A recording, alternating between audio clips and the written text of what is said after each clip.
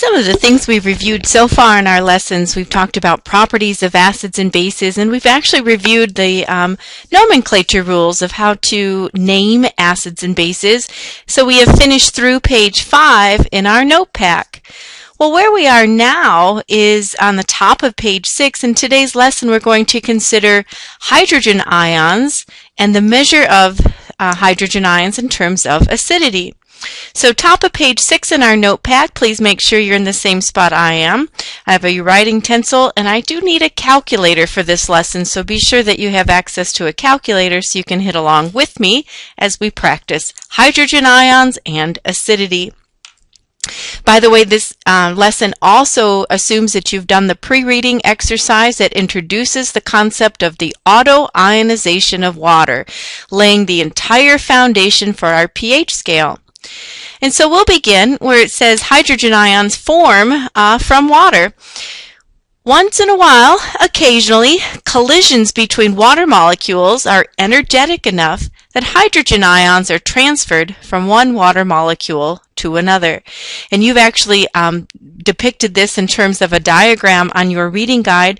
But if we were to consider the water molecule, it's a bent molecule, oxygen in the center, 2 hydrogens on either side.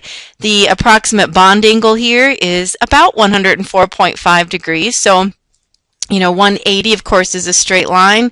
90 would be a right angle. And this is about, from hydrogen to hydrogen, 140. And the other thing we have to consider is, and we're not shown here, but there are 2 non-bonded electron pairs on an oxygen. So if we were to consider like what we would call a Lewis dot structure, oxygen has 2 lone pairs, 2 non-bonded electron pairs on its surface.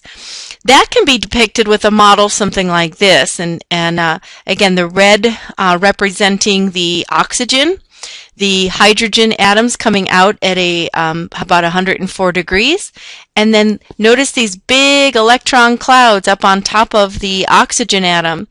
This gives the molecule what's called polarity, a charged region. We know that electrons are very negative, and just imagine this electron cloud being visualized up here.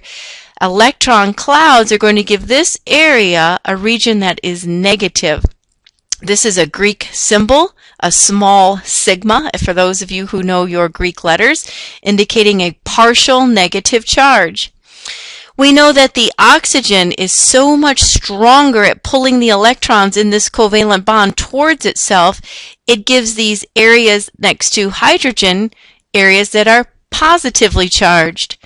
Water is said to be polar, and that simply means in the same structure we have an area that's more negative compared to an area that's more positive. The electron clouds on top of the oxygen are very negative in this region. The hydrogen's barely holding on in this covalent bond, pulling the electron density up towards these clouds, making this region quite positive. Any structure that has areas that are positively charged, as these hydrogens are, and areas that are negatively charged, as these electron clouds would be, is said to be a polar molecule. A nice example of something that is a dipole is simply a bar magnet. If you consider a bar magnet, how on one side there's a positive region and on the other side there's a negative, any structure that has 2 opposite poles, which means charges, is considered a dipole. Water has a dipole moment. It has an area that is negative and an area that is positive. Now I say all of that to kind of understand how water, once in a while, will self-ionize. Remember, any molecule possesses kinetic energy, and that just means they're moving around. If these molecules are moving around, they're likely to collide with one another. Now, here's the criteria. They must collide with just the correct orientation and with enough energetics, enough energy, it's called activation energy, to overcome the covalent bond between hydrogen and oxygen. If it collides with just enough energy, just enough, or the correct spatial orientation, we have a bond that breaks. The bond that breaks releases a proton or a hydrogen ion from the water and transfers it to the other water molecule. That transfer is known as the self-ionization of water. What have we made? We have 3 hydrogens on an oxygen, and now we have just 1 oxygen, 1 hydrogen. This, by the very definition, is called an acid ion. We call that hydronium, H3O, now carrying a +1 charge. Hydroxide, OH, now carries a -1 charge. This doesn't stay very long. It's easier to exist as a neutral molecule, but once in a while, the energetics meet the criteria. Bam! They hit, and we have a proton transfer. The whole basis of acid-base chemistry lies with the successful collisions. Now let's catch that picture up right here, the self-ionization of water. I'm going to draw a water molecule represented by those the models that I had. Here's one. Notice the lone pair of 2 lone pairs of electrons on top of the oxygen. I'll draw a second water molecule, and we have to envision them colliding. So now that I have, just thinking about what I have here, water plus water, H2O plus H2O. Then I drew an arrow, and that arrow means they're going to collide. When they collide, just as any chemical reaction does, bonds break and new bonds form. The bond that breaks is one of the hydrogen-oxygen bonds from a water molecule. The new bond that forms is onto that other water, giving us 3 H's on that water. So let's draw what we have. We now have a structure with 3 hydrogens and 1 lone pair. Put that in a bracket with me because it's now a polyatomic ion carrying a charge. And the other product is an ion. It's OH carrying a -1 charge. This is known as hydroxide, and this is known as hydronium. A water molecule that loses the hydrogen ion, this guy here, it's called hydroxide. The water molecule that gains a hydrogen, having an extra hydrogen, is named hydronium. Hydronium has a formula H3O+. Hydroxide has a formula OH -1. So when we think about the self-ionization of water, water collides with itself, and once in a great while, bonds break, and they form ions. Ions carry charges. The ion that's positively charged is hydronium, the acid ion, hydronium. The negative ion that charges is the base ion, called hydroxide. Now this only occurs to a very small extent. So this whole self-ionization, it's not like tons of molecules are meeting the criteria. If I were to measure the concentration of hydronium or hydroxide at an ordinary cup of water at room temperature, 25 degrees, remember these brackets stand for molar units, big M, molarity, we would have exactly 1 × 10 to the -7th power moles per liter of hydronium ions. That's the same as writing 1, 2, 3, 4, 5, 6, 7. 6 zeros and a 1. That's a tiny number.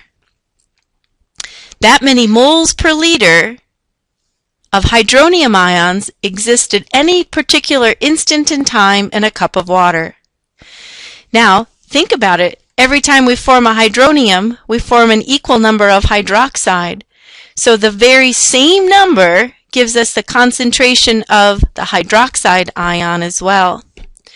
If you see these brackets, those brackets around any kind of aqueous species, such as an ion or a dissolved salt, that stands for our molarity, big M, moles per liter. There's exactly 0.0000001 moles of acid per liter of solution, and the same value for the base ion. And therefore, because we produce an equal number of the acid and base ion, water is said to be exactly neutral. Think about water, HOH. If I just look at a water molecule, it has exactly the same number of acid ions as base ions. Acid said to be neutral because it produces equal numbers, or that's a better word, equal moles of acid ions called hydronium as base ions called hydroxide. Equal parts acid and base do indeed make a neutral solution. Now this begins the whole foundation of the pH scale. Water is said to be neutral because when it ionizes, I have equal part acid and equal part base. But what about solutions who have more acid ion compared to base, or other solutions that have more base ion compared to the acid? Acidic solutions have more acid ion. Basic solutions have a greater concentration of the base ion hydroxide. But when we multiply their molarity values together, we get a constant. Constant in math talk means it doesn't change. The term ion product constant. Now let's dissect that.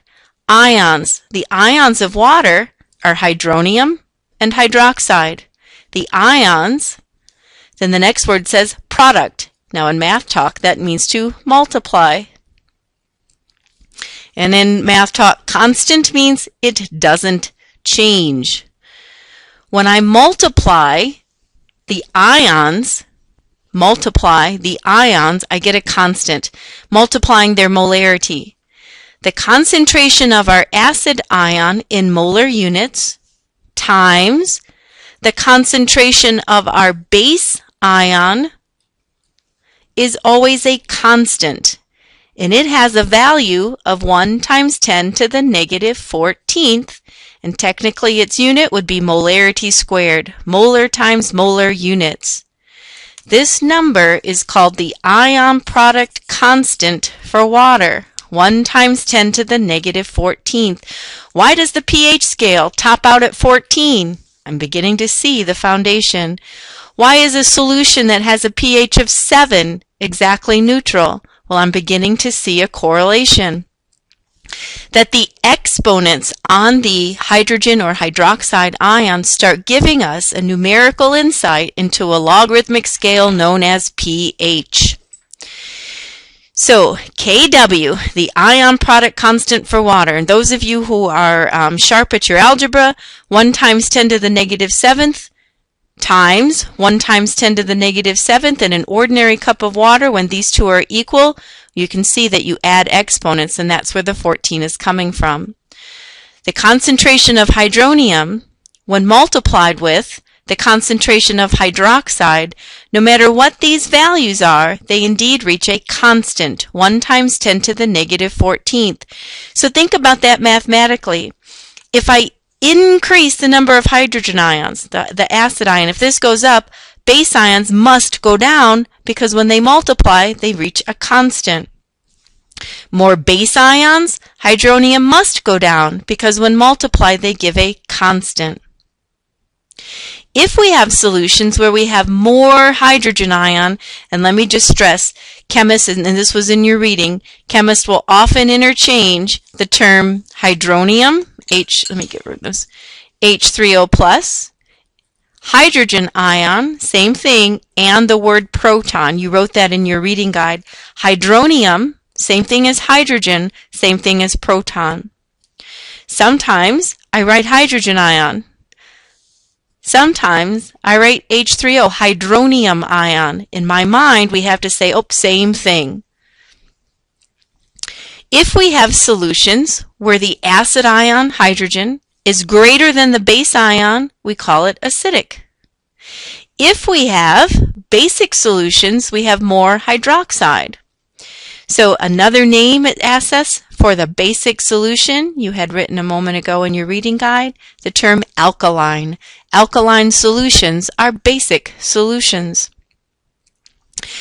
Let's put this autoionization expression of water, the constant for water, Kw, ion product constant for water, Kw. Let's put it into action. We know if we have the hydronium ion concentration, when multiplied by hydroxide concentration, we get a number. That's a constant, 1 times 10 to the negative 14th. So if we know one, we can easily calculate the other to determine if our solution is acidic, basic, or neutral. Let's take a peek at example 1. Have your calculator ready. If the acid ion H+, called hydrogen ion, is 1 times 10 to the negative 5th moles per liter. That's the same as saying big M, molarity. Is our solution acidic, basic, or neutral? Well, we know that when hydrogen ion is multiplied by the hydroxide ion, we get a constant known as Kw, 1 times 10 to the negative 14th. If we were given the value of hydrogen as 1 times 10 to the negative 5th, we can easily solve for hydroxide and compare the two values.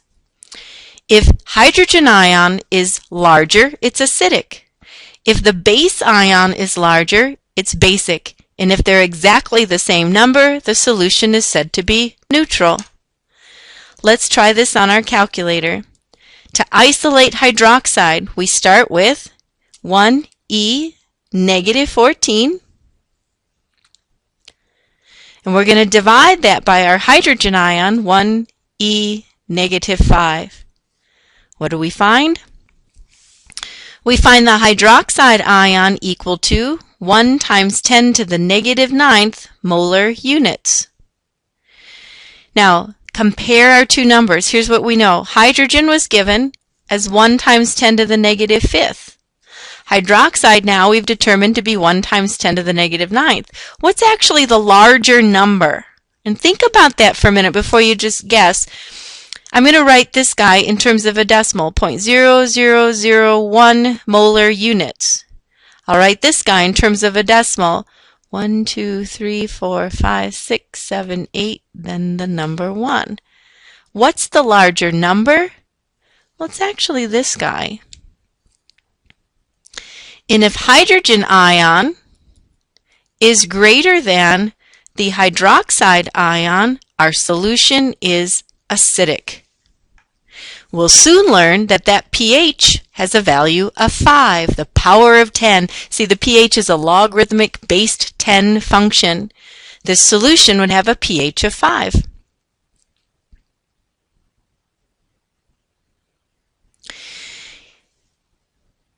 Now, I think I did both of these, and I rambled through both, and I wasn't a careful reader. We were looking to ask if the solution is acidic, basic, or neutral, but I actually determined the hydroxide concentration to make that decision.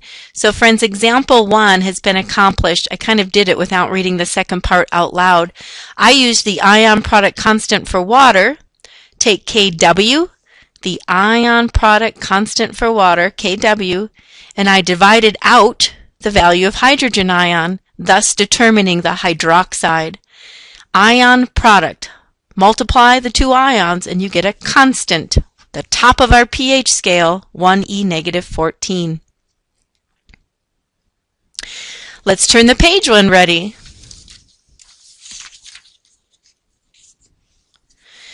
If hydroxide ion concentration is given to us as 1 times 10 to the negative 3rd moles per liter, another way of writing out molarity, big M, moles per liter. What's the value of the acid ion, hydrogen, or hydronium if you prefer, and then determine if it's acidic, basic, or neutral? Well, here's what we know. The ion product constant for water tells us that when we multiply the concentrations of the acid ion by the base ion, we get a constant. That constant is 1 times 10 to the negative 14th. That's the word constant. It's something we can count on, always being the same. We're looking for the hydrogen ion concentration when the value of hydroxide was given to us as 1 times 10 to the negative 3rd molar units. Hydroxide ion given as 1 times 10 to the negative 3. Let's solve for the acid ion concentration and decide, is our solution acidic, basic, or neutral? The ion product constant for water is 1 times 10 to the negative 14th. Divide out the hydroxide, 1e negative 3, and we find a value of 1 times 10 to the negative 11th molar units. What's the larger number? Hydroxide's value, 1 times 10 to the negative 3, or hydrogen's value, 1, 2, 3, 4, 5, 6, 7, 8, 9, 10, 11. What's the larger number? Well, clearly when we think about the decimal way of writing the scientific notation out, we can see we have more hydroxide ion, and therefore our solution is basic. When we have more base ion, the solution is basic. Now, what kind of work would I need to show in order to determine if a solution is acidic, basic, or neutral? And remember, to be neutral, they have to be exactly the same amount. So, ion product constant for water, Kw, divide by either the value of H plus, and that'll get you OH minus, or Kw factoring out the base ion will get you hydrogen. But I always start with Kw and factor out the provided value. So let's take a look. Letter A. I'm going to start with my ion product constant for water, 1e negative 14. And I'm going to factor out, divide out the value given from hydrogen ion, 6e negative 10. And I find a number that will represent hydroxide's value, 1.7 times 10 to the negative 5th molar units. When I examine the magnitude of the power here on the times 10, a negative 10 number is actually smaller than the negative 5th. Think about the number of zeros that are being just space holders. This solution, therefore, has more base ion, and it's considered to be basic. Keep going with me. Letter B. Start by hitting your autoionization constant for water, 1 times 10 to the negative 14. You'll divide out, what sometimes I say factor out. The given ion is hydroxide. Its value is 3e negative 2. And we find 3.3 repeating times 10 to the negative 13th. And therefore, that must be the hydrogen ion value. Those are molar units. And again, the greater number, the larger number is coming from the base ion. This solution also is basic. Start with our letter C, hitting in the autoionization constant for water, 1e negative 14. And let's factor out or divide out the value given for hydrogen as 2e negative 7. Factoring that out, we get a value for the hydroxide as 5 times 10 to the negative 8th molar units. The negative 7 is a larger number than the negative 8. Think of the decimal place. This solution is acidic. And one more. Start with the autoionization constant of water, 1e negative 14.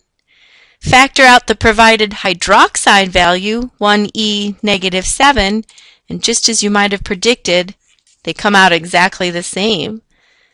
The hydrogen ion is also 1 times 10 to the negative 7th molar units.